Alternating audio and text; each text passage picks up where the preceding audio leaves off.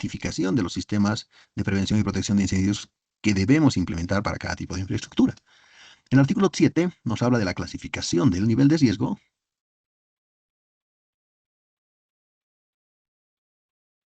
y nos dice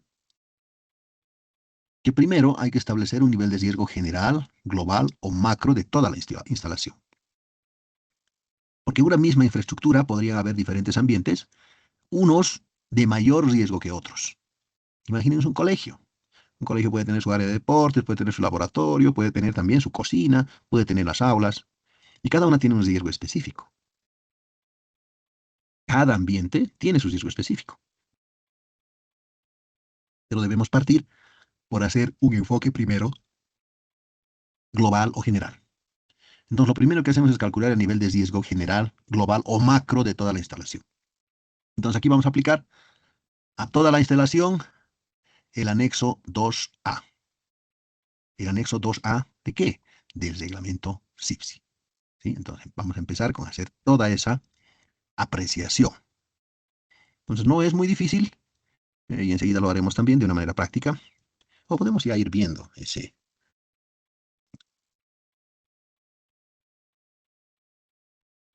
Acá está.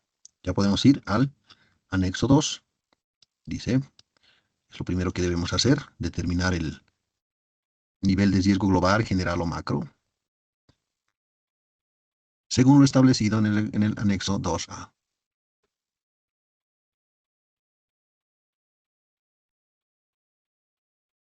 Aquí está.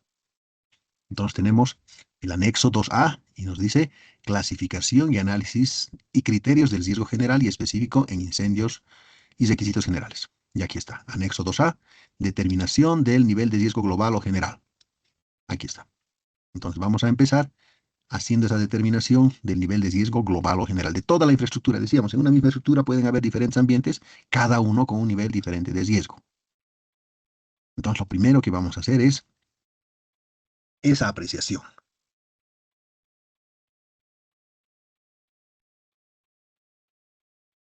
¿En base a qué? En la aplicación del anexo 2A decíamos, para tener una clasificación global de toda la instalación. ¿Qué criterios vamos a utilizar? El tipo de infraestructura, asociado principalmente a la cantidad de niveles de la infraestructura y al tipo de actividad que ocupa. ¿Qué decíamos? Entonces, en función de ello, podemos tener un riesgo alto, medio o bajo. Alto, medio o bajo. O en otras palabras, categoría 1, categoría 2 y categoría 3. Luego de calcular el nivel de riesgo general o global, vamos a calcular el nivel de riesgo específico o a detalle en cada ambiente o área dentro de la instalación. Entonces, nuevamente volvemos. En esa instalación pueden haber muchas, en esa infraestructura pueden haber muchos ambientes y cada uno de ellos tiene su propio nivel de riesgo. Así que luego de realizar el análisis global o general, vamos a realizar en cada ambiente o en cada área de análisis específico o a detalle este nivel de riesgo específico, utilizando ¿qué? El anexo 2B o 2C. Así que nuevamente vamos al reglamento específico.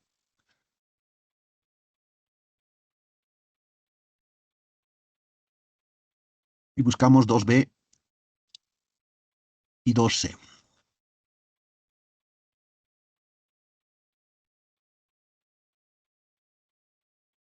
Aquí está. El anexo 2B, que nos dice determinación del nivel de riesgo específico o particular para cada instalación o ambiente dentro de una instalación. Si utilizamos el anexo 2B, el método se llama método básico. Método básico. Para algunos niveles de riesgo se utiliza este método básico. Pero para otros niveles de riesgo, dice también el mismo reglamento específico, utilizar el anexo 2C. Y aquí está el anexo 2C. De la misma manera, lo que vamos a hacer es la determinación del nivel de riesgo específico o particular de cada área o de cada ambiente dentro de la instalación. Pero aquí lo que se va a hacer es aplicar el método de carga de fuego. Con una fórmula. Con una fórmula. En el anterior es más estimativo y acá es mucho más específico. Entonces, para cualquiera de los dos casos, B o C, aplicaremos lo que dicen los anexos. Aquí está. Entonces, luego de realizar el análisis global o general, se realiza en cada ambiente aplicando el anexo 2b o 2c. Esto nos va a permitir hacer una clasificación de cada área de ambiente en particular de la instalación. ¿Qué criterios vamos a utilizar? Si utilizamos el anexo 2b, es el tipo de material utilizado y almacenado en la infraestructura. Y si aplicamos el anexo 2c, es el tipo de carga de fuego. Y de la misma manera, para cada ambiente ahora en específico, vamos a tener el riesgo alto, medio o bajo.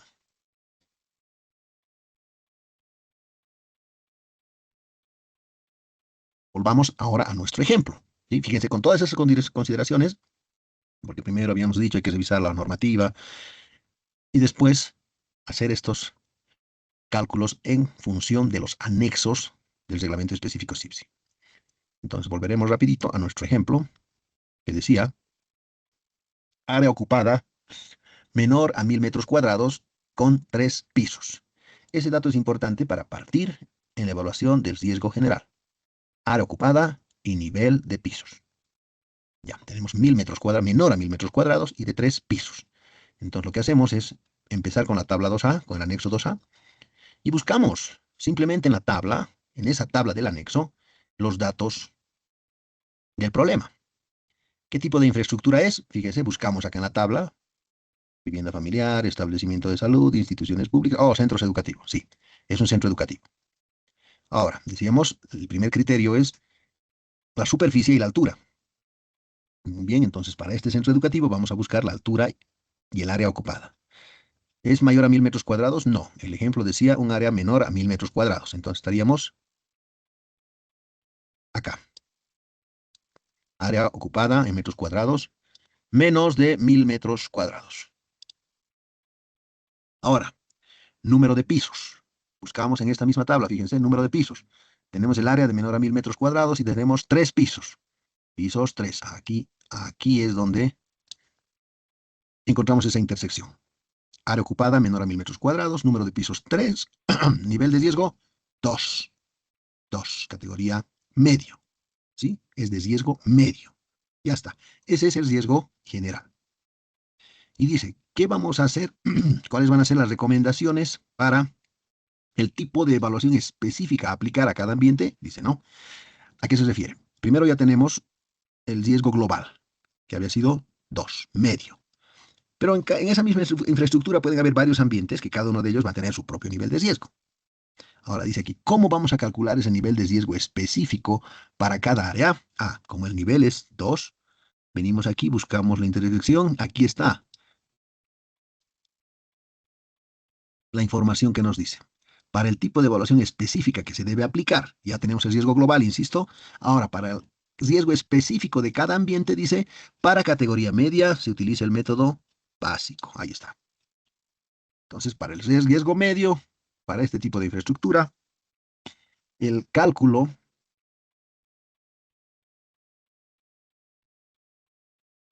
de el nivel de riesgo específico para cada ambiente se lo va a hacer con el método básico, dice. Básico. ¿Qué significa ese método básico? Oh,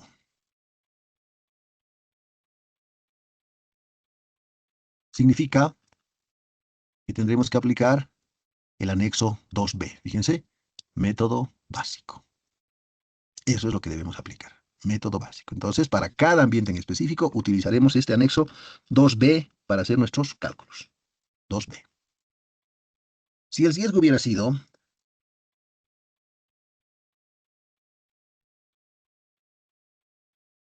alto, fíjense, si en vez de estar acá en el nivel básico, hubiéramos estado acá, ¿sí? Y el riesgo hubiera sido alto, ya no usábamos el método básico, utilizábamos carga de fuego. Carga de fuego que está en el anexo 2C. 2C. Entonces, esa es la forma. Calculamos el riesgo general en función de la superficie y de la altura. Obtenemos el dato del nivel de riesgo general. Y con ese riesgo general buscamos en esta otra tabla cuál es la evaluación específica que se debe hacer para cada ambiente. Eso nos va a decir que si es el método básico, si es la carga de fuego, si aplicamos el anexo 2b o aplicamos el anexo 2c. De eso se trata. Muy bien, entonces fíjense, no es No es muy complejo, no es muy complejo. Tal vez estas tablas las podríamos meter en un Excel con macros y ya tenemos una gran ayuda. Pero ¿qué hacemos después? Fíjense que vamos a determinar el riesgo global, decíamos, ya en esta intersección, ¿no? Menor a 1000 metros, 3 pisos de altura, nivel de riesgo 2. Así que eso lo vamos a encontrar en la siguiente tabla. Riesgo medio, categoría 2. Ya tenemos el nivel de riesgo general. Aquí hay otro punto que debemos tomar en cuenta y es esta columna, esta columna. Porque nos dice, para centros educativos, refiérase al artículo 97 en este caso. 97. 97, ¿de dónde? Pues del reglamento específico CIPSI. Entonces, fíjense, para centros educativos ya hemos calculado el nivel de riesgo global, ya tenemos el parámetro para calcular el nivel de riesgo específico en cada ambiente, pero acá este tipo de infraestructura nos remite al artículo 97. Entonces, vamos al artículo 97 del reglamento CIPSI.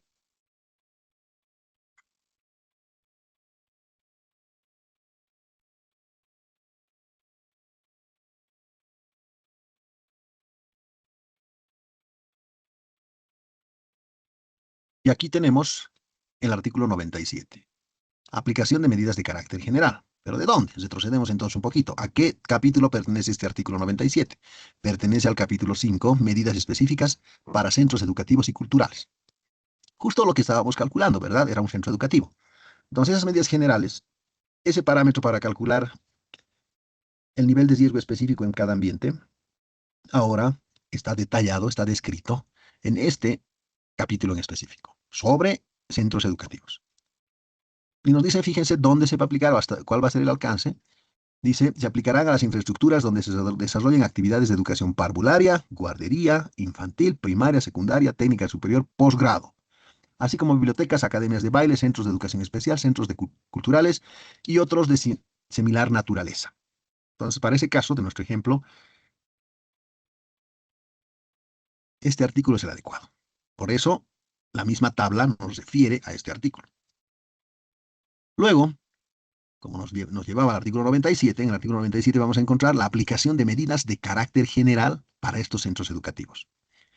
Y dice, los centros educativos deben cumplir las medidas generales establecidas en el título tercero del presente reglamento, de acuerdo a la clasificación del riesgo respecto a accesibilidad. Estamos en riesgo medio, entonces para accesibilidad aplica el riesgo medio. O sea, hay que considerar esos parámetros de accesibilidad de los vehículos, decíamos, ¿verdad? Alarmas. Alarmas en los 3 niveles de riesgo aplica. Entonces tendríamos que implementar alarmas. Dice detección, detección, y estamos en el riesgo medio, también aplica. Extintores, mejor lo hagamos así. Extintores.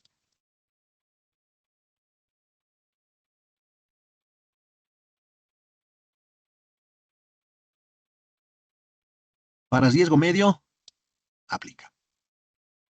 Bocas de fuego contra incendios equipadas.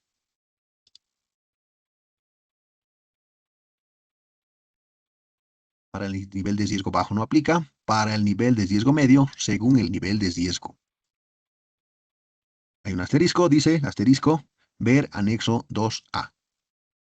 Ahí vamos a encontrar si este riesgo medio para este tipo de infraestructura necesita bocas de fuego contra incendios equipada.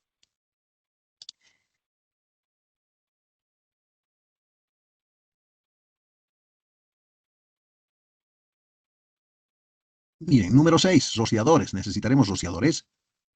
Vamos a ver, para riesgo bajo no se necesita, para riesgo medio no se necesita. Entonces es un centro educativo, pero no necesita rociadores según las características de nuestra infraestructura. No se necesita. Vamos al punto 7, hidrantes. Se necesitarán hidrantes en nuestras instalaciones. Hidrantes. Dice, para el nivel de riesgo bajo no se necesita, para el nivel de riesgo medio según el nivel de riesgo.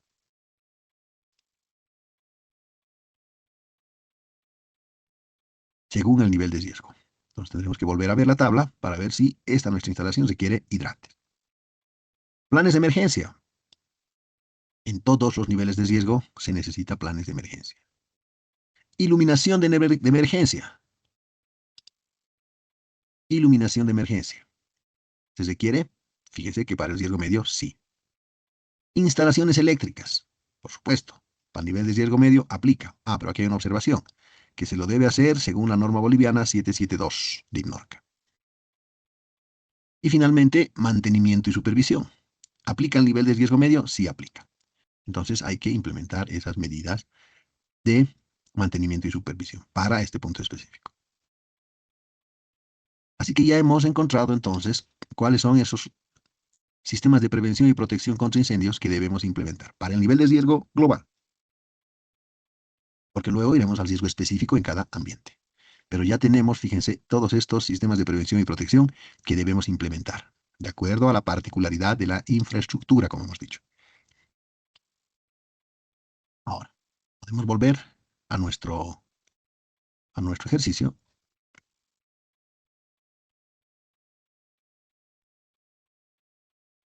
Área ocupada menor a 1000 metros cuadrados, con 3 pisos, riesgo medio dijimos. Número de alumnos 1200, ciclo básico y medio, 30 aulas. Cada aula tiene 40 alumnos y cada aula tiene 40 metros cuadrados. Entonces es un espacio de 40 metros cuadrados donde hay 40 alumnos en ese espacio. ¿Será lo más recomendable tener un alumno prácticamente en cada metro cuadrado? No vamos a plantear propuestas empíricas, sino vamos a ir a lo que dice el CIPSI. Entonces volvemos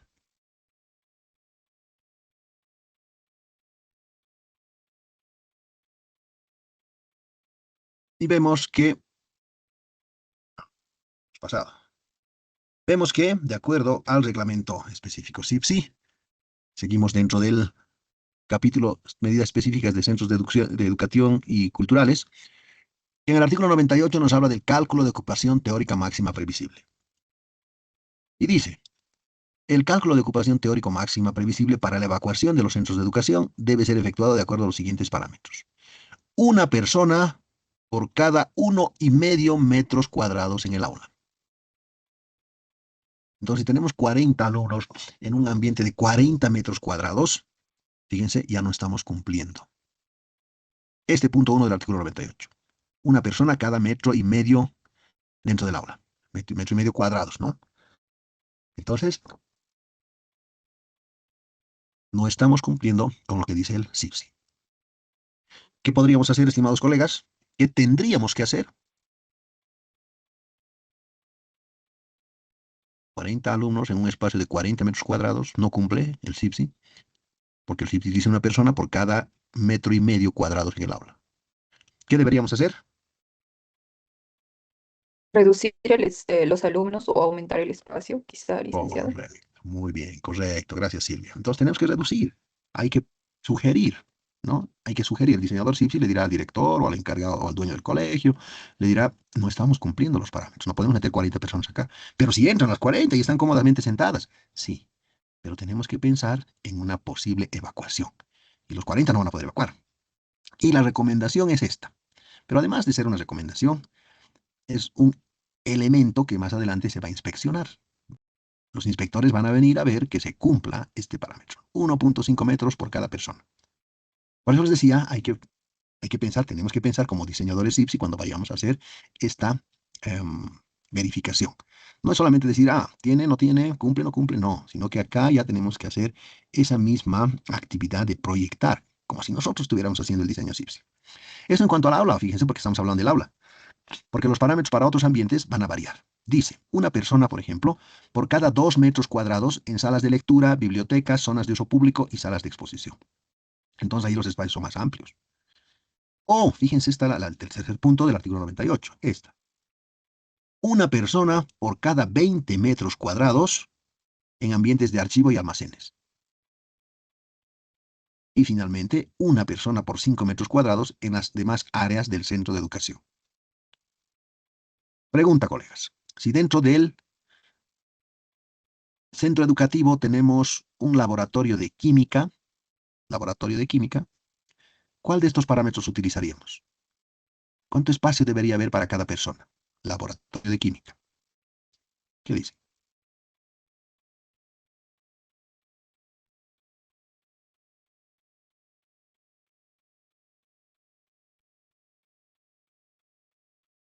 Una El persona cada tercero, 5. Ya, muy bien. ¿Estamos de acuerdo? 5 metros cuadrados por persona, ¿verdad? No está descrito este laboratorio de química en ninguno de estos anteriores, entonces vamos al último punto. En las demás áreas del centro de educación. Muy bien, entonces para un laboratorio, 5 metros cuadrados por persona. Ese es el cálculo de operación teórica máxima. Luego seguimos y vamos al siguiente artículo, vías de evacuación.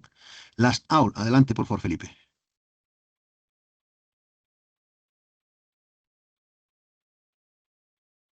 Sí, Felipe, le escuchamos. Adelante, por favor.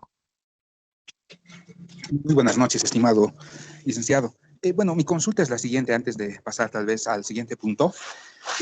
Bueno, solamente como observación, ¿no? La solución que se plantea para el número de alumnos en esa área de 40 metros cuadrados, ¿no? Creo que más o menos, haciendo un cálculo aproximado, podría requerir que ese paralelo, esa aula, se reduzca a 26 alumnos, ¿no? Aproximadamente. Eso, bueno, ya viendo la realidad, ¿no? En muchos colegios, especialmente, ¿no? Del área fiscal, ¿no? Y, claro, y también particular, ¿no? Eso sí, diríamos el área particular, ¿no? Eso ya les involucraría tal vez, ¿no? Que reduzcan o aumenten, ¿no? Tu paralelo o su infraestructura, ¿no? Ujú. Eso quería decirle, ¿no? ¿Qué opinión le merece?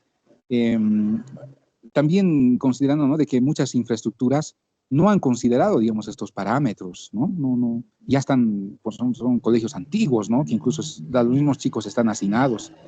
Bueno, esa es un poquito mi inquietud, ¿no? ¿Qué opinión le merecería esa observación? Muchas gracias, estimado licenciado. Gracias, Felipe. Muy exigente, ¿verdad? Es muy exigente. Es muy exigente, pero es la ley. Y como decían los romanos, dura sed, lex sed, o sed lex. Dura lex, sed lex. Dura es la ley, pero es la ley. No tenemos otra opción que cumplir. Ahora, naturalmente, en función de nuestra realidad, tenemos ese problema, ¿no? Es muy difícil poder crear un paralelo. Vamos a necesitar otros materiales, otros insumos, otros docentes, otro mobiliario también para hacer una aula paralela. Y en la práctica lo que hacemos es, pues, ni modo. Tenemos que nomás introducirlos a todos. Y se van a fijar, ahora vamos a ver que no es el único requisito. Vamos a encontrar otros requisitos más duros todavía, que muchas veces hacen caramba. En vez de decir que mi riesgo era alto, mejor diré que es un riesgo bajo para minimizar las medidas de prevención. Y eso puede suceder. Por eso vienen las inspecciones, porque puede haber un mal cálculo o una mala interpretación forzada del cálculo. En la práctica comparto la idea de nuestro colega Felipe. Es muy difícil poder en nuestra realidad cumplir con estas exigencias. Prácticamente dividir un curso en dos que me va a ocasionar muchos gastos y a lo mejor prefiero no cumplir o prefiero hasta cesar mi negocio o mi centro educativo porque no me va a generar ganancias. Estamos conscientes de ello, pero también podríamos pensar en medidas alternativas, ¿no? Si tenemos una sola vía de evacuación, podríamos pensar en dos vías de evacuación. Ya, eso podría ocasionar, de alguna manera, alivianar nuestros cálculos. ¿Por qué? Porque si tenemos una sola puerta y tenemos las 40 personas que quieren salir por la puerta, ahí vamos a tener problemas. Pero entonces tengamos dos puertas, una de emergencia y la que utilizamos todo el tiempo. Evacuar a esas 40 personas podríamos organizar 20 por un lado y 20 por el otro y cumpliríamos los tiempos que más adelante vamos a ver que también nos exige el reglamento SIPSI, los tiempos de evacuación. Entonces, sí, yo también comparto esa idea de que es muy exigente y a lo mejor muy difícil de cumplir para nuestra realidad. Pero estos son estándares que se aplican en otros países. Así que muchas veces no vamos a ser tan exquisitos, ¿no? Tan duros de decir, aquí dice esto y se debe cumplir. Podemos buscar medidas alternativas. Eso podría ser, Felipe. Ahora veamos, si aquí ya encontramos una dificultad dura de cumplir, veamos los siguientes artículos. Artículo 99, vías de evacuación. Las aulas de los centros de educación donde se desarrollen actividades de la educación parvularia, guardería infantil, educación primaria, secundaria, técnica, bibliotecas y todo esto, dice, deben disponer de vías de evacuación y una salida de emergencia. Cuando la ocupación teórica máxima previsible supere el número de 50 alumnos, se deben cumplir todas estas cosas, ¿no? 50 alumnos. Entonces, si tenemos más de 50 alumnos, debemos tener, dice, vías de evacuación y una salida de emergencia. Entonces hay que pensar en una salida de emergencia. Y es lo mismo que decía nuestro colega Felipe. ¿Y ahora qué pasa con esas construcciones antiguas? ¿Cómo hacemos? Ya no hay espacio. ¿O cómo hacemos una vía de evacuación para más de 50 alumnos? Que me parece algo muy soñador, también muy difícil de cumplir. Pero además, la última parte nos dice, el giro de apertura de las puertas de salida deben estar en sentido del flujo de evacuación a partir de 30 ocupantes. Otra condición más, otro requisito más. No es muy difícil esto de cumplir, pero tenemos que tomarlo en cuenta. A partir de 30 ocupantes, las puertas se deben abrir en el flujo de la evacuación. Porque, ¿qué podría ocurrir? Si se da un incendio al interior, todos van a correr a la única vía de evacuación y lo más lógico es empujar, ¿no es cierto? Nadie va a jalar la puerta, todos van a empujar. Y si no se abriera la puerta en ese sentido del flujo, uno empuja al otro y todos llegan a empujar a la puerta y nadie sale y todos se quedan atrapados. Entonces, a partir de 30 personas, esas puertas deben abrirse en el flujo de evacuación. En otras palabras, hacia afuera. Tienen que abrirse hacia afuera. Entonces, la primera persona que llega empuja y deja abierta la puerta y todos salen por ahí. Otro requisito. ¿Y qué sucede? Pues que en la mayoría ustedes vean las puertas de sus casas. En este momento, imagínense cómo son las puertas de su casa. ¿Se abren hacia afuera o se abren hacia adentro? Se abren hacia adentro, ¿verdad? Muy pocas son las que se abren hacia afuera. Entonces tendríamos que cambiar todo nuestro diseño. Todas nuestras puertas tendríamos que cambiarlas en el sentido del flujo de evacuación. Muy exquisito. Nuevamente, puede ser un obstáculo para poder cumplir, especialmente en aquellas edificaciones que ya están o ya tienen un buen tiempo. Pero veamos que hay más todavía, más exigencias. Punto 3.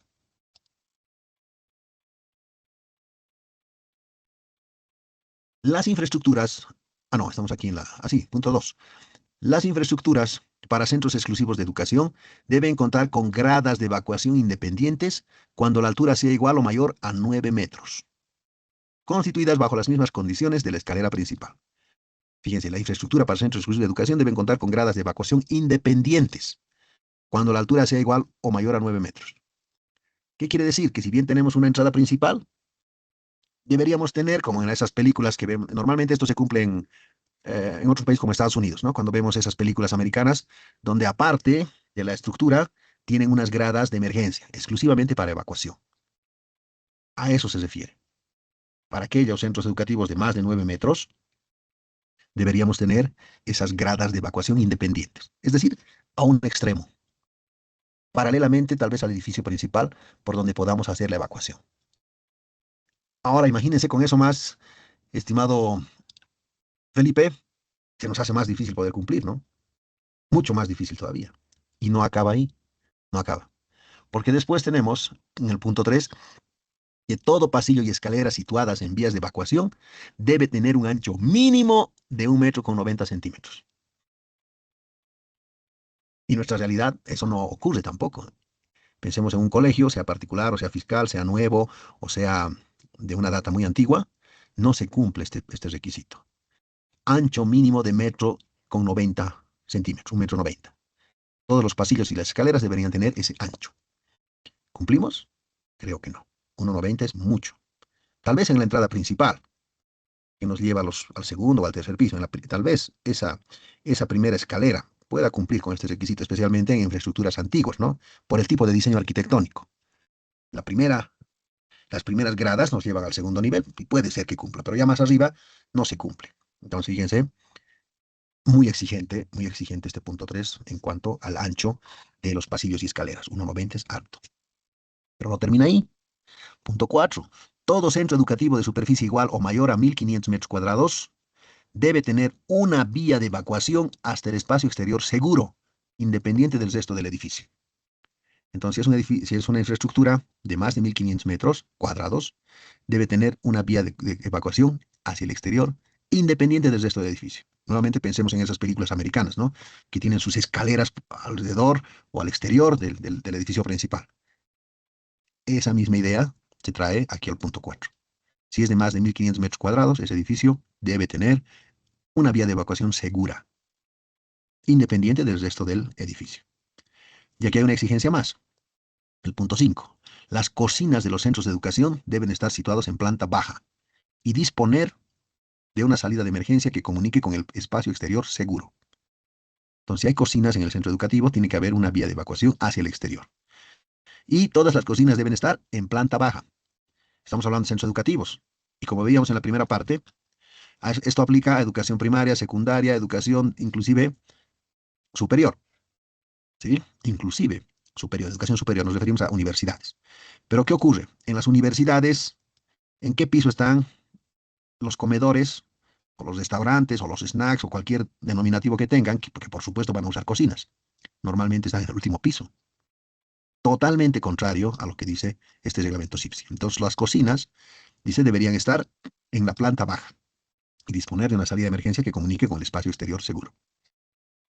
Entonces, fíjense, no solamente estamos nuevamente viendo si cumple o no cumple, sino estamos pensando cómo tiene que ser el diseño. Y ya nos hemos encontrado con muchos problemas. Y solo estamos hablando de un ejemplo que es centro educativo. Para otros centros vamos a encontrar las mismas o mayores requerimientos. Sigamos, porque no hemos terminado el capítulo. ¿Sí? El capítulo 5 habla de centros educativos. Más abajo el capítulo 6 ya nos habla de espectáculos públicos. Entonces, antes de llegar a este capítulo, todavía nos quedan otros artículos que cumplir. Estamos todavía en centros educativos. Y dice el artículo 100, rampas de evacuación especial. Los centros de educación parvularia deben contar con rampas de educación especial cuando la altura de evacuación sea igual o menor a 1 metro. Y en los centros de educación primaria, cuando la altura máxima de evacuación sea mayor a 2 metros. Así que necesitamos rampas de evacuación especial, pero solamente para educación parvularia y educación primaria. Artículo 101. Prohibición. Queda prohibido desarrollar actividades de educación parvularia primaria con niños que tengan capacidades diferentes, así como actividades educativas de laboratorio y talleres en niveles bajo rasante. Entonces tampoco vamos a implementar eh, o desarrollar actividades de laboratorio o talleres en niveles que estén bajo rasante. ¿Por qué? Porque la evacuación se va a hacer difícil. ¿Sí? Entonces tendrían que estar o al nivel o por encima. Eso ya vamos a tener que introducirlo en el diseño. Pero ¿qué pasa si ya tenemos nuestra infraestructura ya de larga data? O tendríamos que acomodar, redistribuir o pensar en otra alternativa. Ahora, artículo 102. Aplicación de medidas específicas para edificios de gran altura. Los centros de educación de 21 o más metros o 7 pisos, así se define el edificio de gran altura, ¿no? 7 pisos o más o 21 metros o más, deben cumplir las medidas específicas señaladas en el capítulo primero del título cuarto del presente reglamento referida a edificios de gran altura. Enseguida lo vamos a ver. Y finalmente, el 103, aplicación de medidas específicas para almacenes. Los centros de educación y culturales que almacenen materiales combustibles, sustancias químicas u otros similares deben cumplir además las medidas específicas señaladas en el título cuarto, capítulo 10 del primer reglamento, del presente reglamento. Entonces, ¿qué quiere decir? Que si bien aquí ya hemos encontrado el nivel de riesgo general, hemos establecido cuáles van a ser los parámetros para los cálculos de los riesgos específicos en cada ambiente, nos remitimos al capítulo específico para el tipo de infraestructura y nos encontramos con que hay otros requisitos más que cumplir. Hay otros requisitos más que cumplir. Especialmente estos últimos dos, que nos dice, si el edificio es de más de 7 pisos, imagínense una universidad, más de 7 pisos, hay que referirse al título cuarto en cuanto a las exigencias para edificios de gran altura. Entonces vamos a buscar ese título cuarto y se van a sorprender porque las exigencias siguen. Título cuarto.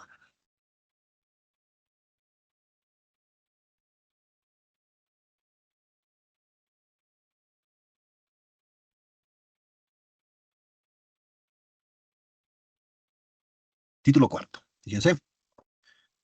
Suponiendo que nuestro centro educativo es de más de 7 pisos o más de 21 metros de altura, además debemos cumplir estos otros requisitos. ¿Qué cosas más debemos implementar? Vamos a saltar directamente a las medidas de prevención y protección. Aquí, fíjense, artículo 63.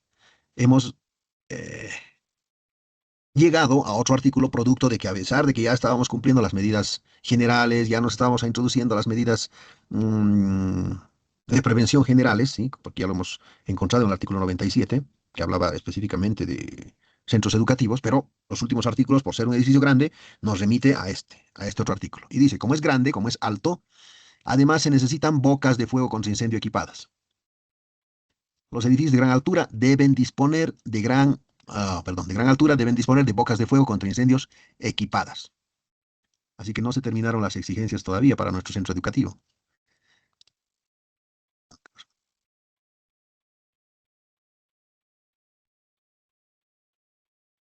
Aquí estamos. Muy bien. Entonces, decíamos, necesitamos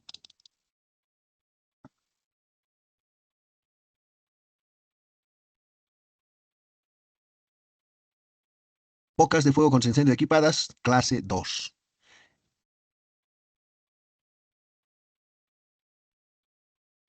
En cantidad y ubicación que bajo su acción proteja la totalidad de la superficie, conforme se define en el anexo 6. O sea que de aquí también vamos a tener que saltar al anexo 6. Instaladas de acuerdo a la norma boliviana NB 58004. Extinción de incendios en edificaciones. Fíjense, vamos a tener que seguir consultando más normativa, en este caso la NB 58004, para implementar las bocas de fuego contra incendio equipadas. ¿Por qué? Porque ya a esa altura lo exige. 7 pisos o más ya nos exige bocas de fuego. Ahora, si es una infraestructura también antigua, vamos a pensar en hacer algún tipo de remodelación, algún tipo de alguna manera tenemos que implementar estas bocas de fuego. Y las bocas de fuego lo que en realidad son tuberías, ¿no? Tubos que van a correr de manera vertical hasta cierta altura de donde se va a poder hacer una toma directa para una manguera. Esas son las bocas contra incendios. Entonces, caramba, implementar esto más ya tiene su nivel de complejidad adicional, por no decirlo de otra forma. Bocas de fuego contra incendios. Pero ¿qué más? Es un edificio de gran altura. ¿Qué más necesitamos? Revestimientos, fíjense. Los revestimientos en las paredes, pilares, techos de las vías de evacuación deben ser construidos con material M0, no combustible, y el piso con material M1, combustible pero no inflamable. No terminan los requisitos. Las paredes, pilares, techos con material M0. Más abajo tenemos un listado de cuáles son los materiales M0, cuáles son los materiales M1. Están en el mismo reglamento. Entonces, fíjense, hay que seguir haciendo adecuaciones, ¿no? Hay que seguir implementando más medidas. Y claro, como decía nuestro colega Felipe en algún momento, y tal vez ya no sea rentable, ya no sea conveniente implementar todas estas medidas, porque más vamos a gastar en el diseño SIPSI que en realidad hacer funcionar nuestro negocio. Pero bueno, sigamos todavía pensando en los restantes requisitos todavía que faltan. Artículo 65, elementos fijos de división. Todos los elementos fijos de división de áreas en el interior de un edificio de gran altura, que en este caso es para nuestro centro educativo, deben ser construidos con materiales resistentes al fuego de 60 minutos como mínimo. Entonces, si tenemos ¿cómo se llama? Una mampara que divide un salón de clases, y usamos una mampara para dividir o cualquier otra cosa para dividir áreas, dice, esos elementos deben estar construidos con materiales resistentes al fuego que mínimamente puedan soportar 60 minutos. Carambas, otro presupuesto, ¿no? No es una pared de ladrillo, no es una división de cartón o de cartón prensado, sino que ese material debe resistir al fuego por lo menos 60 minutos. Con seguridad eso aumenta nuestro presupuesto, pero es el requisito también que exige este reglamento SIPSI. Muy, muy específico, ¿verdad? Tal vez muy exigente también. Artículo 60. Aquí estamos bien. Elementos de división, ya lo dijimos. Ascensores. Los EGAs, los edificios de gran altura, cuya altura de evacuación sea igual o superior a 90 metros, deben disponer de un ascensor de emergencia, pero no cualquier ascensor de emergencia, de uso exclusivo de bomberos y o equipos de primera respuesta, que dispondrán de una fuente independiente de energía de funcionamiento automático con duración mínima de 1 hora. ¿Qué quiere decir? Que además de un ascensor común, normal, deben disponer de un ascensor de emergencia exclusivo para bomberos o equipos de primera respuesta. Pero además, no termina ahí. Estos ascensores exclusivos deben contar con una fuente independiente de energía con una duración mínima de 1 hora. Más requisitos. Además, este ascensor de emergencia debe estar señalizado con la leyenda uso exclusivo de bomberos en fondo rojo con letras blancas. Mucha exigencia, ¿verdad? Mucha exigencia. Y bueno, solamente para terminar, porque además había otro, vamos a volver al artículo 97, vamos a ver que nos remite a otro lugar también. El artículo 67 para los edificios de gran altura, fíjense lo que dice. El y punto.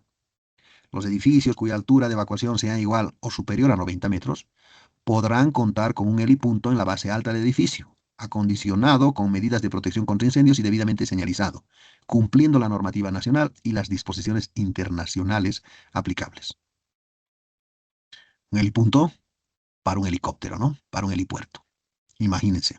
Bueno, aquí lo bueno es la palabra podrán, que está en posibilidad, no obliga. Podrán, dice. Podrán contar con un helipunto. Porque si dijera deberán contar, ahí es otra cosa. Podrán contar con un helipunto. Pero fíjense, hemos partido con un ejemplo tan sencillo. Vamos a volver al ejemplo. Fíjense, hemos partido de algo tan sencillo, pero las exigencias son tantas que realmente se necesita un estudio profundo. Y la implementación, claro, también va a requerir una inversión grande, ¿no? Solamente estamos en este ejemplo. Todavía no hemos entrado a las áreas específicas. Estamos en un cálculo general, global. Estamos todavía en lo global. Y solamente estamos hablando de 40 alumnos por aula. Cuando toquemos el tema de los 1.200 alumnos, allá seguramente las cosas van a complejizarse más todavía. Adelante, por favor, Víctor. Buenas noches, señor. Justamente eso quería ver, o bueno, solicitarle, ¿no? Si podríamos ver tal vez algo más crítico, algo más industrial, donde, no sé, una planta industrial, algo con gas, con hidrocarburos, algo que, no sé, alguna industria, una fábrica, algo más crítico, ¿no? Con este tipo de ejemplos para evaluar mejor el tema del CIPSI, como ahora lo ha visto de punto por punto, artículo por artículo, me ha parecido muy interesante. No sé si podría verse eso, ingeniero. Ajá, muy bien, gracias. Gracias por la pregunta, Víctor. Lo he hecho, mire, tan sencillo para que nos pueda alcanzar el tiempo. Porque todavía aquí tenemos que desprendernos, estamos todavía en la apreciación general.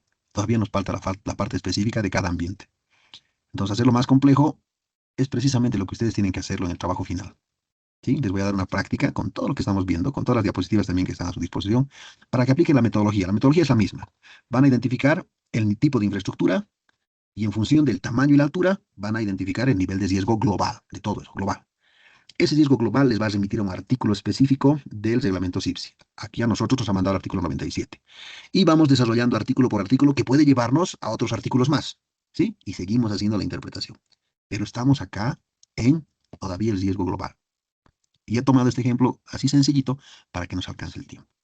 Entonces, esta aplicación, estimado Víctor, ya en una situación industrial, precisamente es parte de la evaluación final. Pero la metodología es la misma. La metodología es la misma. Como les digo, calculamos el riesgo global, nos remitimos a un artículo, vamos interpretando las exigencias del artículo y ya tenemos toda la parte genérica. Luego veremos la parte específica. Vamos a todavía a seguir viendo este mismo ejemplo con ya cada ambiente en específico. ¿Sí? Lo he hecho así, educativo, tal vez para que sea más ilustrativo, tal vez para que sea más manejable, pero de hecho sí puede haber mayor complejización o mayor complejidad cuando estamos hablando de nivel alto, por ejemplo. Estamos con un nivel de riesgo medio. En un nivel de riesgo alto ya las exigencias son más todavía. Pero lo que tienen que captar es la metodología. ¿Sí? ¿Cómo estamos haciendo? Interpretando, porque lo mismo lo harán ustedes. ¿Qué le parece, Víctor? Bueno, ingeniero, si se ha planificado de esa manera, está bien, ¿no? Tal vez Sí. en todo caso en el trabajo que nos pueda dar un feedback, una retroalimentación, Ok, correcto. para que podamos ver, ¿no? Si lo hemos evaluado de manera correcta. Ya, muy bien. Eso sí, Víctor. Muchas gracias. Sí. Gracias, hasta luego. Muy bien, gracias. Entonces, ya, estamos, fíjense en este ejemplo que hemos hecho. Nuevamente vamos a repasar rapidito. Hemos visto en esta tabla, eh, en función de la superficie y la altura, un nivel de riesgo, ¿sí? Un nivel de riesgo. Ese nivel de riesgo me dice, de carácter general, para la infraestructura en general, cuál es su nivel de riesgo. Esto me remite a un artículo para el tipo de infraestructura y ahí voy a encontrar los sistemas de prevención y protección que debo implementar. Pero a medida que voy viendo los artículos, puede ser que nos remitan a otros artículos más y hay que seguir haciendo la interpretación. Todo esto en función del riesgo general de toda la infraestructura. Porque lo siguiente va a ser ir ambiente por ambiente. No es lo mismo el riesgo de un laboratorio de química que una oficina del director. ¿No es cierto? Porque en el laboratorio tenemos sustancias que pueden combustionar hasta que pueden explosionar. En cambio, en la oficina del director no hay tanto ese riesgo. Por lo tanto, las medidas para el laboratorio van a ser otras. Para las medidas para la oficina del director van a ser otras. Y eso es lo que ahora vamos a calcular. ¿Sí? Hemos empezado entonces con lo general. Imagínense con lo general, solamente con lo general. Y ahora vamos a ir a lo específico. Bien, entonces, hemos hecho estos cálculos. ¿Sí? Hemos visto ¿Qué elementos generales necesitamos? Siguiendo las mismas tablas, aquí vamos a encontrar otros requisitos más. Estamos en la tabla, en el anexo 2A. Fíjense, para categoría de riesgo medio. Dice, acceso para carro vehicular, sí aplica, o sea que tenemos que implementarlo. Hidrantes para bomberos, categoría 2, riesgo medio, aplica, hay que instalar, o hay que pensar en instalar un hidrante. Reserva de agua para bomberos, no aplica, porque el nivel es medio, no aplica. Respaldo para materiales constructivos, es decir, si hemos visto que los separadores, por ejemplo, los techos, las paredes, los pisos, hay que pintarlos con materiales ignífugos, sí aplica. Alarmas, sí aplica. Plan de emergencia, sí aplica, tiene que haber un plan de emergencia. Fíjense, más requisitos, ¿no? Simulacros de evacuación, sí aplica 2 veces al año. Hay que hacer dos simulacros de evacuación al año. Y simulacros de incendios, combate de incendios, hay que hacerlos una vez al año.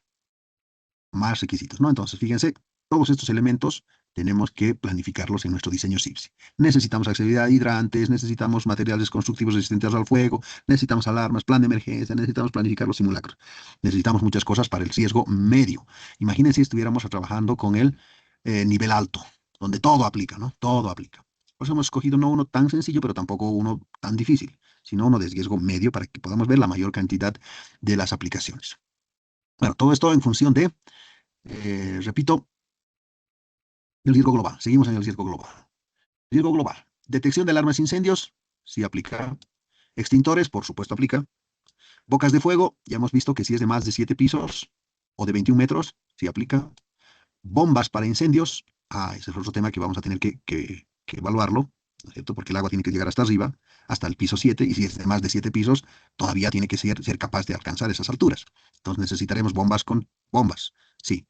Rociadores, rociadores en el nivel medio no aplica.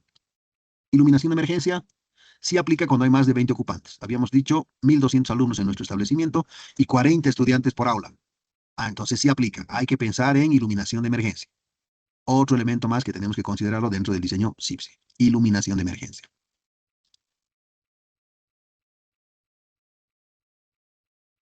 Ahora, también tenemos que hacer los planes de preparación y respuesta ante emergencias. Tenemos que hacer. Eso está en la tabla 4 del anexo 2A del reglamento CIPSE. Entonces tenemos que hacer nuestro plan de preparación y respuestas ante emergencias. ¿Qué debe incluir nuestro plan de preparación y respuesta a emergencias? Un propósito, esta es una especie de índice, ¿no? Un propósito, el alcance, las políticas de emergencia, las definiciones, la gestión de riesgos. Estamos en el riesgo medio y todo aplica. Todos estos subtítulos aplican. En el riesgo bajo hay algunas cosas que no van a aplicar, obviamente, pero en el medio todo aplica, igual que en el alto. Así que nuestro plan de preparación debe incluir todo esto. ¿Ya se imagina cómo va creciendo nuestro trabajo de diseño CIPSE? Se va volviendo grande, ¿no? Grande. Bien, entonces hacemos también este trabajo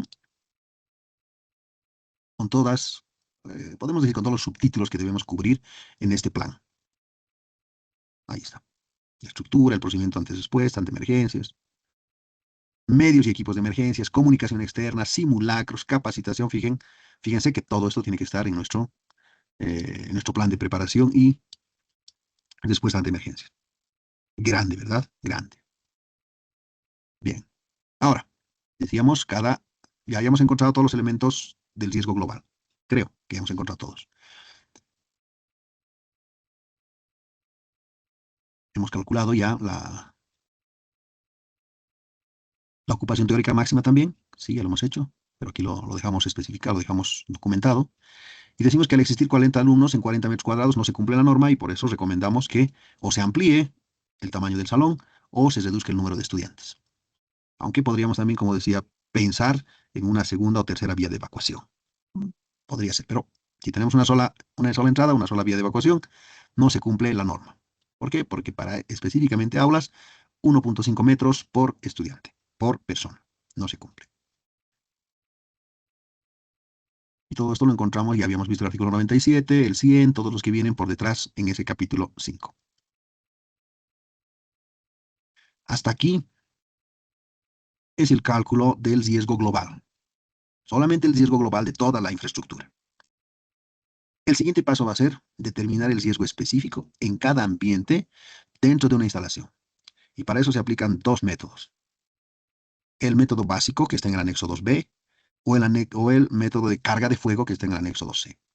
Vamos a aplicar el método básico, que es el más sencillo todavía.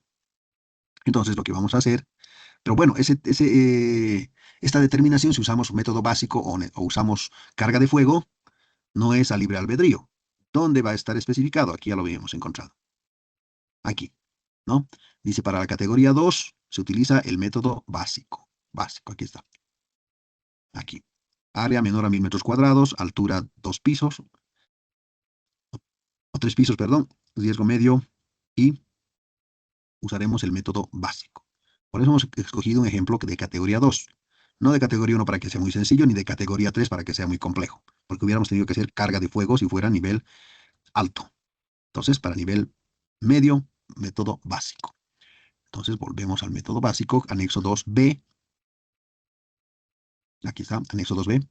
Establecer los criterios orientativos para determinar el nivel de riesgo particular o específico a aplicar en cada área o ambiente de una instalación.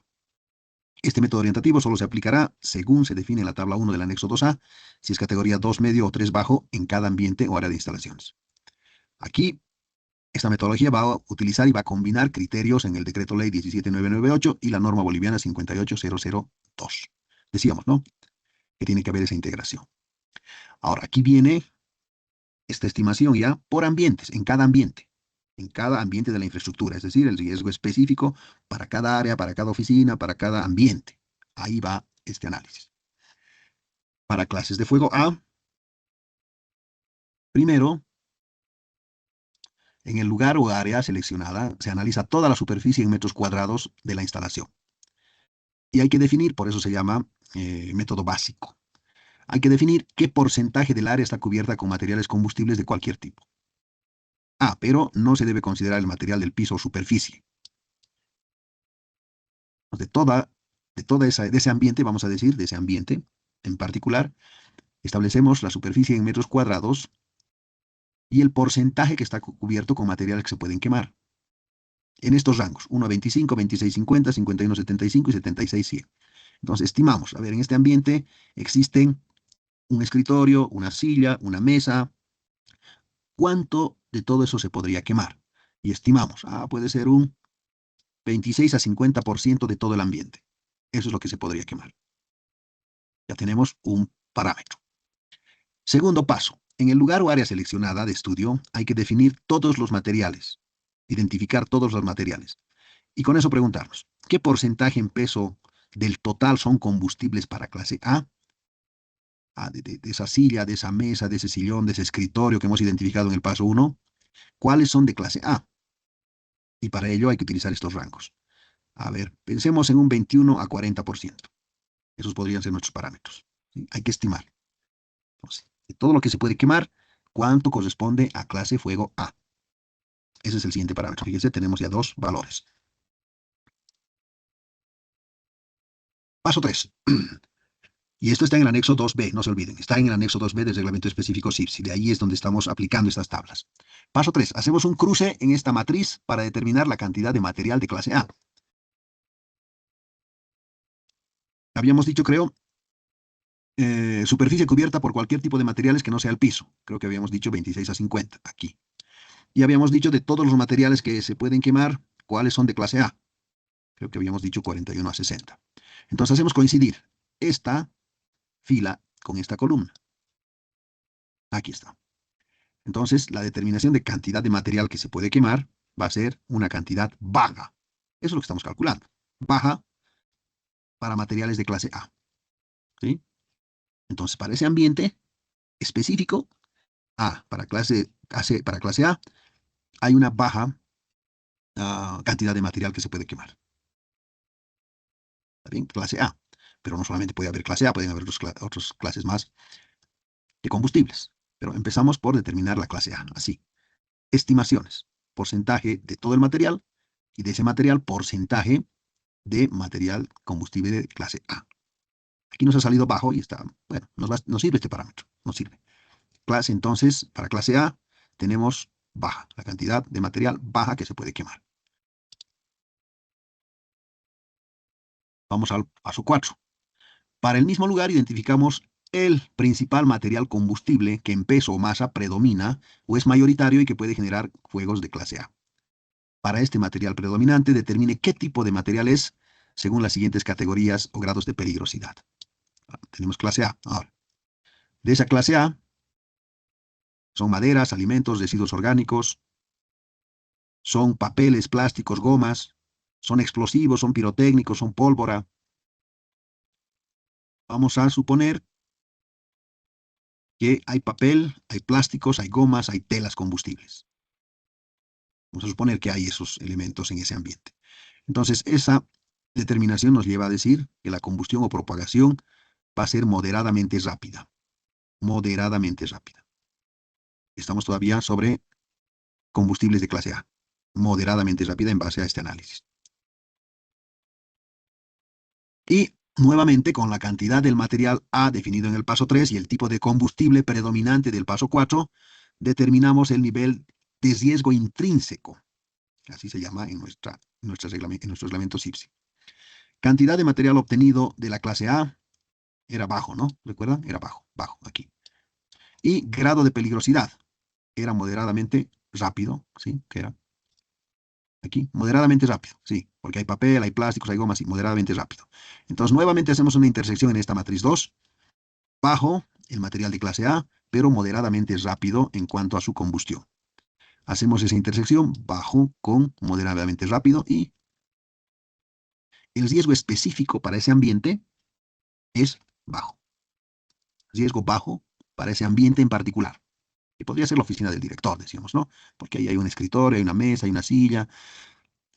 Y a pesar de que hay papeles y plásticos, y esa combustión podría ser moderadamente rápida por la cantidad, porque estamos haciendo esa intersección, ¿no es cierto? Por la cantidad de material de clase a pesar de que la combustión puede ser moderadamente rápida, el riesgo intrínseco para ese ambiente es bajo. Para ese ambiente es bajo. Pero estamos hablando de fuegos y combustibles de clase A. Entonces, el nivel para clase A es bajo.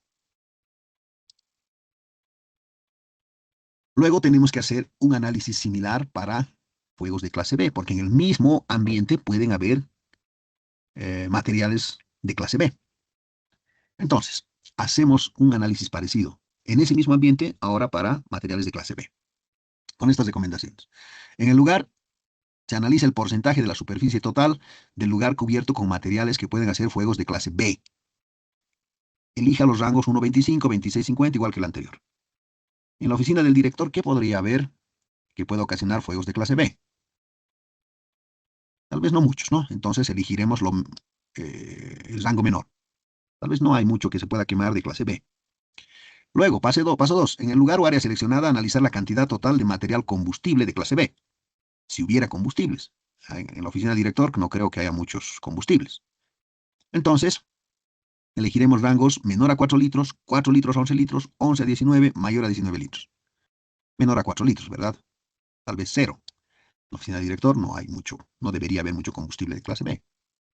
O materiales de clase B. Entonces ya tenemos un parámetro, el menor, y allá también el menor, 1 a 25 y menor a 4 litros.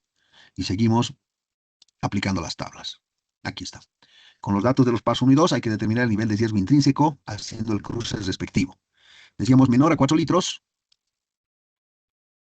y 1 a 25% de material combustible clase B. Hacemos la intersección. Menor a 4 litros, 1 a 25% de material B que podría quemarse, nos da un riesgo bajo. Para clase B. Para clase A ya habíamos definido que es riesgo bajo. Ahora para clase B nos estamos aproximando a decir si realmente es un riesgo clase B. O bajo, perdón, bajo. Aquí la misma tablita nos dice que si hay más de 19 litros de combustible, ya el riesgo de por sí es alto. O si hay gases inflamables a presión, más de 5 kilogramos o 10 litros, el riesgo también ya es alto. Ahora, si la cantidad es menor, el riesgo va a ser bajo. No estamos en ninguno de esos extremos, simplemente hemos dicho que los líquidos que pueden haber en la oficina del director son menores a 4 litros, y lo que se puede quemar como clase B en esa misma oficina también es muy poco, 1 a 25. En esa intersección encontramos que el riesgo para clase B hasta este momento es bajo.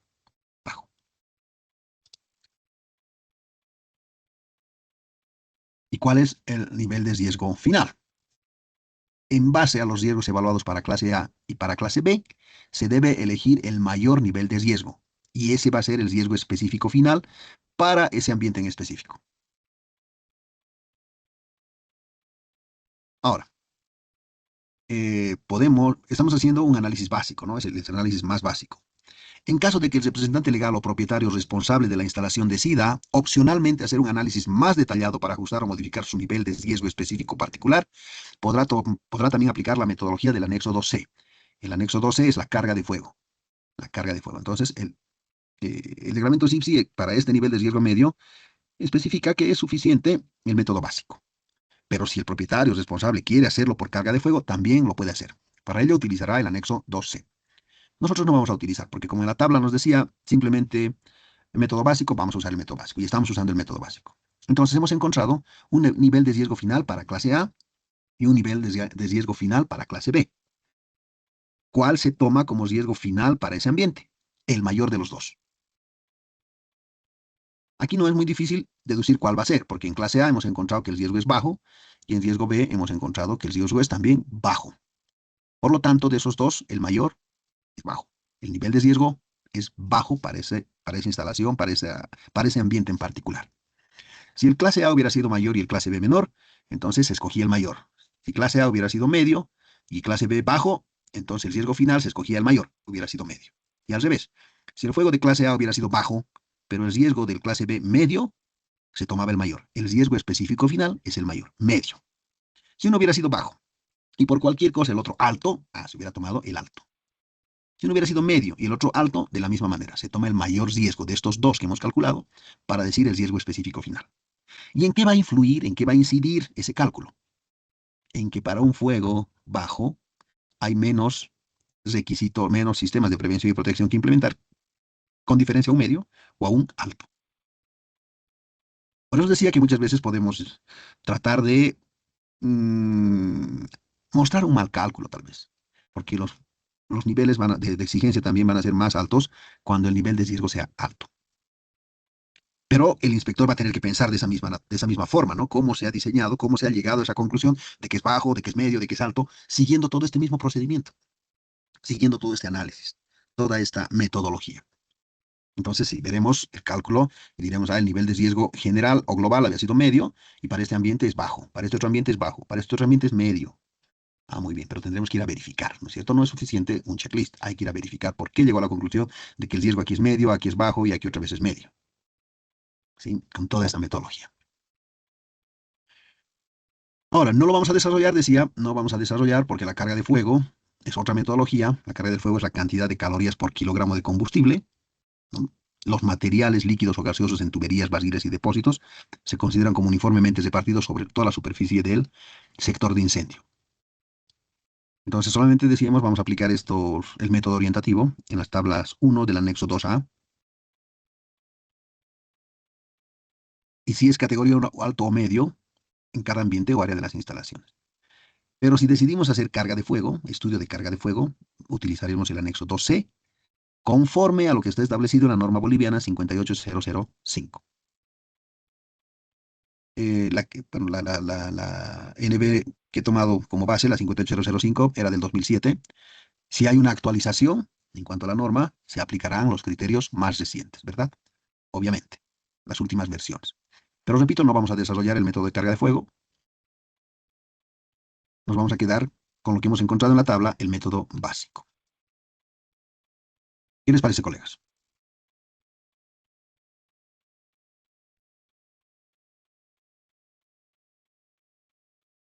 ¿Alguna pregunta hasta acá?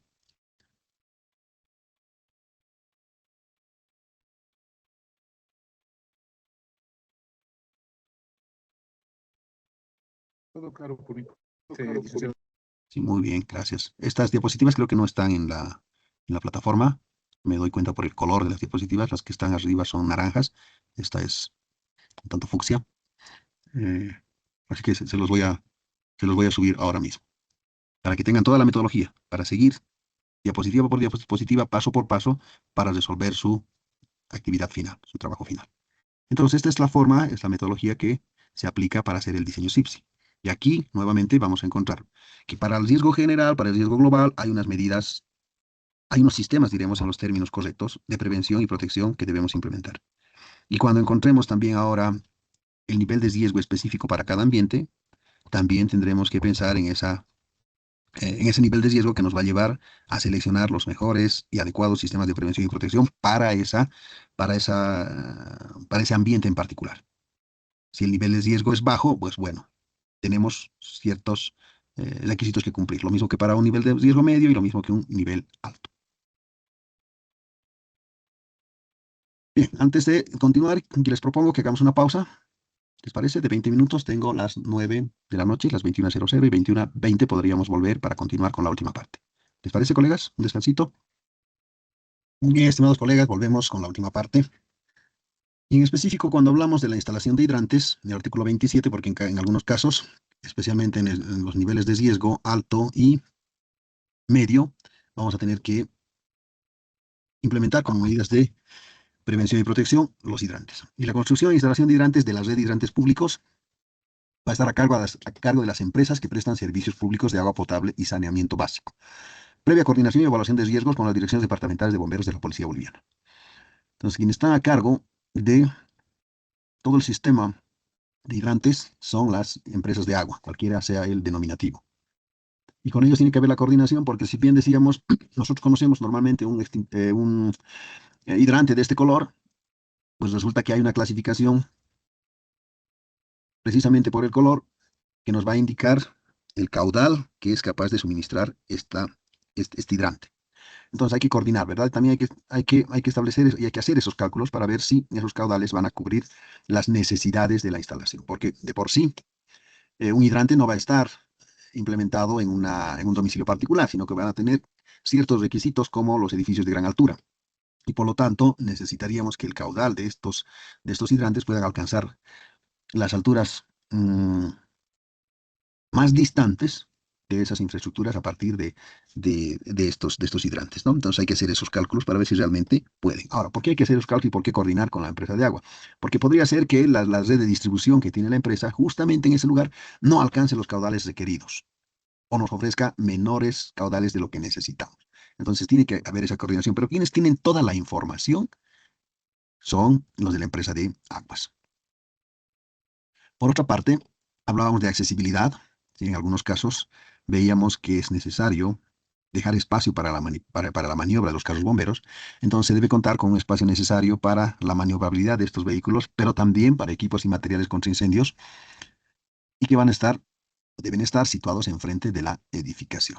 Y acá nuevamente nos vamos a encontrar con los mismos problemas que ya hemos ido discutiendo. ¿Qué pasa si es una edificación antigua? ¿O qué pasa si es una calle muy estrecha? Definitivamente no vamos a poder cumplir con este requisito del artículo 30. Entonces hay que buscar medidas alternativas. Ahora, hemos hablado de los materiales de construcción porque, como hemos visto en el ejemplo, y para niveles especialmente de nivel de riesgo 2 y 3, o 1 y 2, perdón, alto y medio, en algunos casos se nos pide el uso de materiales de construcción adecuados. Estos van a tener que ser de alguna manera resistentes al fuego. Y aquí están la clasificación que precisamente viene en el artículo 31. Los materiales de construcción a ser utilizados en infraestructuras y ambientes para la prevención y protección contra incendios se clasifican en M0, material no combustible; M1, combustible pero no inflamable; M2, material con grado de inflamabilidad baja; M3, con grado de inflamabilidad media; y M4, con grado de inflamabilidad alta. Los materiales de construcción y su grado de resistencia al fuego están además desarrollados en el anexo número 3 de este reglamento, que está referido al listado de materiales de construcción y su resistencia al fuego. Así que tendremos que remitirnos a este anexo número 3. Fíjense, para, por ejemplo, materiales M0, tenemos granito, basalto, caliza, mármol, pizarra. Para materiales M1, tenemos madera aglomerada, ignifugada. Tenemos policloruro de vinilo, estratificados de melanina y otros materiales más. Ahora, ¿cómo vamos a poder hacer la verificación en una inspección de que realmente estos materiales cumplen con las exigencias de este artículo 31? Tal vez no vamos a poder llevar a la práctica, ¿verdad? Hacer un simulacro y tratar de quemar estos materiales. No, entonces la inspección seguramente va a venir con una certificación del material, del proveedor, que nos diga sí, este material es esto, y tiene una garantía de que el material va a resistir 60 minutos al fuego. Entonces, esa será la inspección. A la documentación. No vamos a poder seguramente hacer pruebas en vivo. Tendremos que confiar en ese reporte, en ese informe o en esa ficha técnica del fabricante. Si estamos hablando de otros materiales, como el material M2, fíjense, aquí está la descripción para cada uno de los materiales. Entonces tenemos cuatro clasificaciones de los materiales. Ahora, en cuanto a los medios y sistemas de detección, alarma y extinción, el artículo 35 nos habla de la detección y alarmas. Nos dice que las y los propietarios de inmuebles, según la evaluación de riesgo específico por área o por ambiente, deben instalar sistemas de detección y alarma automática, manual o sistemas mixtos. Es decir, que nos da la posibilidad de utilizar manuales, automáticas o mixtas en las infraestructuras clasificadas como niveles de riesgo medio y alto, conforme al anexo 2A. Entonces, si el riesgo es medio o es alto, debemos instalar sistemas de detección y de alarmas. Tiene que haber.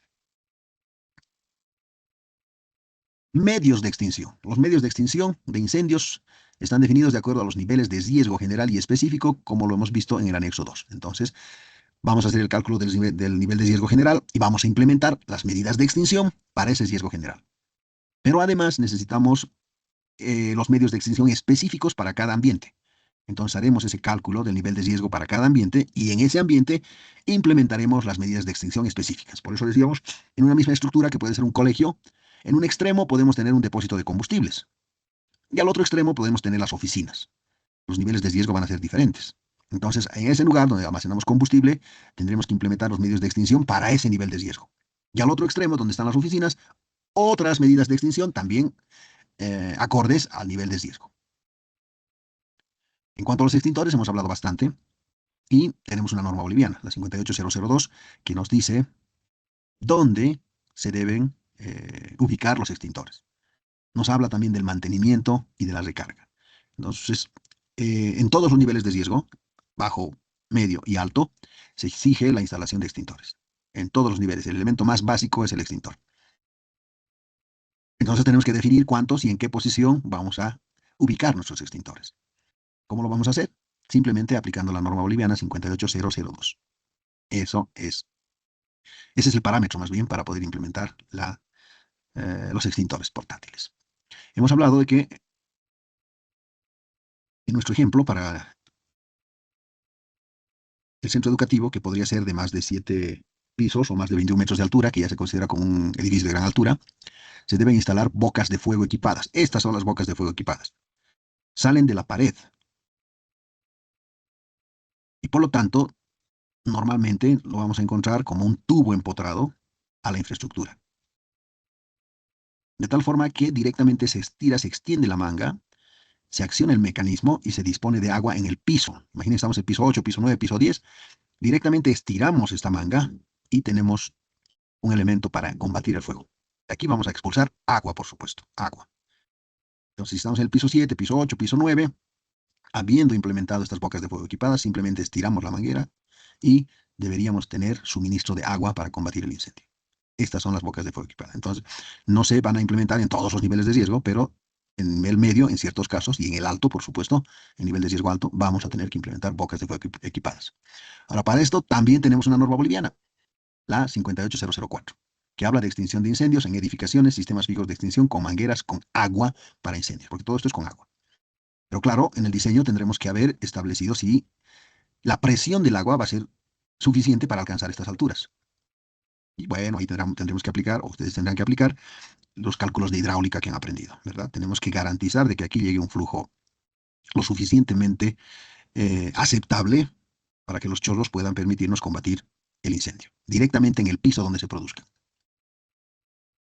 Luego, en algunos casos, principalmente del nivel de riesgo alto, se exige la implementación de rociadores.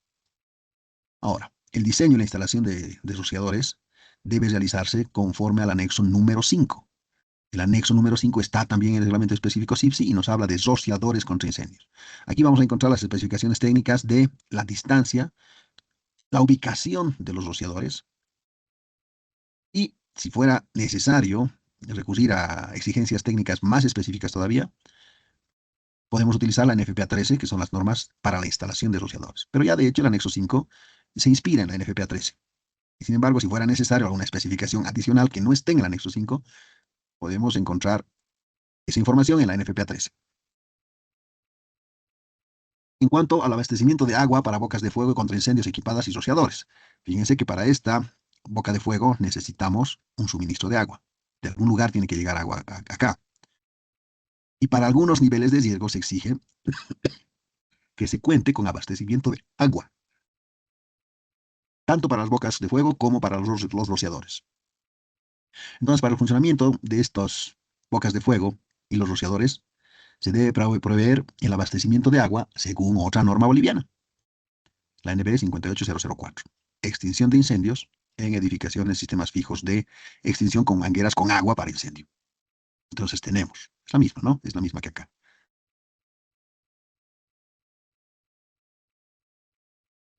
Y con eso, estimados colegas, hemos llegado al final de nuestro módulo. Como han visto, hemos partido de los medios de extinción, pero vemos la necesidad de prevención antes que un combate al incendio.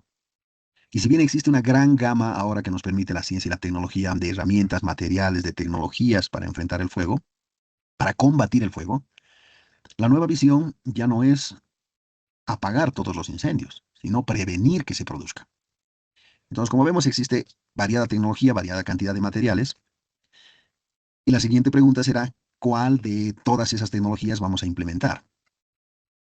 Para no caer en el empirismo, la Ley de Bomberos del año 2013 nos orienta a cambiar de paradigma. Nos orienta a transformar nuestro pensamiento combativo a un pensamiento preventivo. Y nos dice que hay que hacer más prevención que combate de incendios. Definitivamente sí va a existir el combate. De hecho, vamos a tener que convivir todavía con la extinción de incendios. Pero pensemos también en hacer prevención.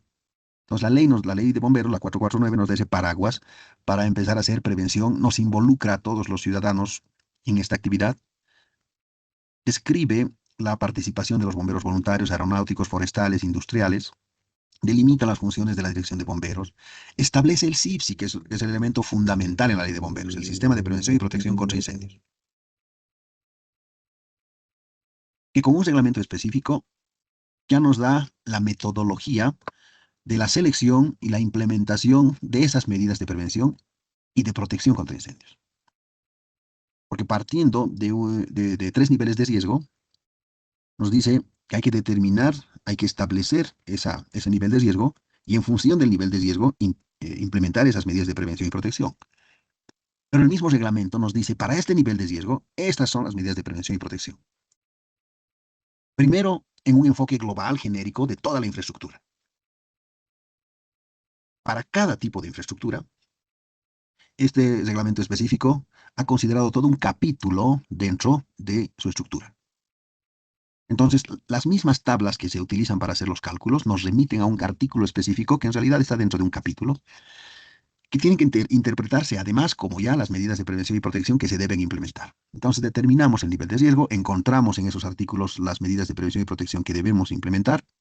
Seguimos avanzando en la interpretación de las tablas y nos encontramos que las mismas tablas nos señalan para cada nivel de riesgo cuáles son las medidas de prevención y protección adicionales que debemos incorporar.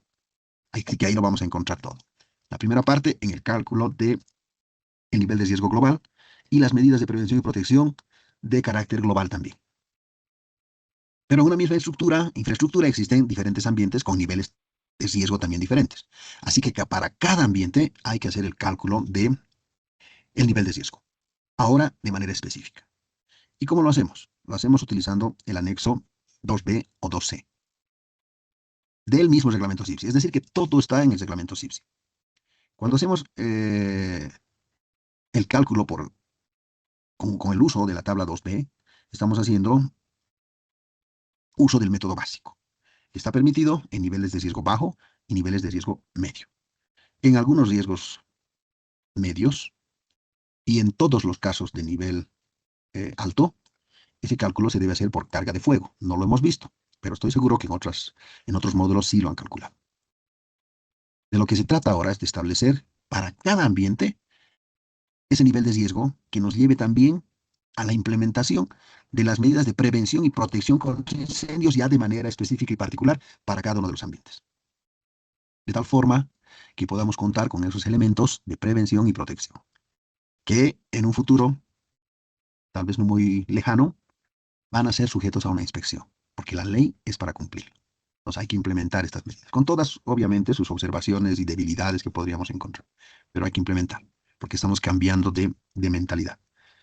Si volvemos al ejemplo que hemos utilizado de el centro educativo y tuviéramos efectivamente un ambiente espaciado, tuviéramos esas vías de evacuación, si tuviéramos las puertas que se abren en la dirección de evacuación, si tuviéramos pintadas o revestidas las paredes, los muros, los techos con un material ignífugo, lo propio con los pisos, es posible que reduzcamos los incendios en un porcentaje muy grande. Pero por supuesto, esto lleva a críticas, como ya las hemos empezado a detectar, que requieren una gran inversión. Primero requieren un estudio, requieren toda esta planificación, requieren toda esta estructuración, requieren todo el diseño. Desde el diseño ya involucra una erogación económica. Y la implementación, por supuesto que también va a tener sus consecuencias, digámoslo así, económicas en el presupuesto. Pero a pesar de que nosotros lo estamos enfocando y estamos viendo estas limitaciones, permítame decirles que ya hay muchas empresas, muchas industrias, muchas actividades que están ingresando en esta visión, están cumpliendo el reglamento CIPSI. Algunas, puedo contarles las experiencias de la ciudad de Santa Cruz, que son franquicias de otros países, además de que deben cumplir su normativa, también están cumpliendo la nuestra. Me refiero, por ejemplo, a cadenas de hoteles. En Santa Cruz tenemos un hotel que es el Marriott, que es una franquicia americana, norteamericana. Entonces, cuando han construido el Marriott en Santa Cruz, han cumplido la normativa americana, porque para tener la franquicia tienen que cumplir con todas las especificaciones de los Estados Unidos, pero que también se han adaptado a nuestra normativa. Entonces, sí están cumpliendo. Grandes edificios que también pondrían en riesgo toda su inversión si se produjera un incendio, han hecho inversiones, están haciendo inversiones en sistemas de prevención y protección contra incendios. Para los que viven en La Paz, tenemos un hospital que todavía no se ha inaugurado en la avenida Zabaleta, es el gastroenterológico, es una infraestructura gigante, hermosa. También ya ha incorporado sistemas de prevención y protección contra incendios. Entonces, de a poquito estamos entrando a esa cultura de cambio, que sí es realmente un giro en cuanto a nuestra concepción del combate al fuego, pero que a la larga podríamos considerarlo más que un gasto, una inversión. Porque el incidente del fuego, el incendio, puede ocurrir en cualquier momento. A pesar de que nunca nos haya ocurrido, en cualquier momento puede suceder. Y si no nos sucede a nosotros, le puede suceder al vecino o al otro vecino, de tal forma que ese incendio se pueda propagar y pueda llegar donde nunca habíamos pensado que llegue. Con esa reflexión, estimados colegas, hemos terminado nuestro módulo. Espero que lo hayan disfrutado. Espero que hayan podido captar esa intención que tiene la ley de bomberos. Y pues ya no queda nada más que aplicar ahora lo que hemos visto en una actividad final, que se las publicaré el día de mañana y les comunicaré por nuestro grupo de WhatsApp. Les felicito porque ya están a la culminación de este diplomado, que les va a abrir las puertas para poder certificarse como profesionales CIPSI. Y al mismo tiempo les agradezco por haberme permitido ser parte de esta formación. Espero verlos pronto, los felicito y muchas gracias por haber compartido estos espacios. Hasta pronto, estimados colegas. Buenas noches.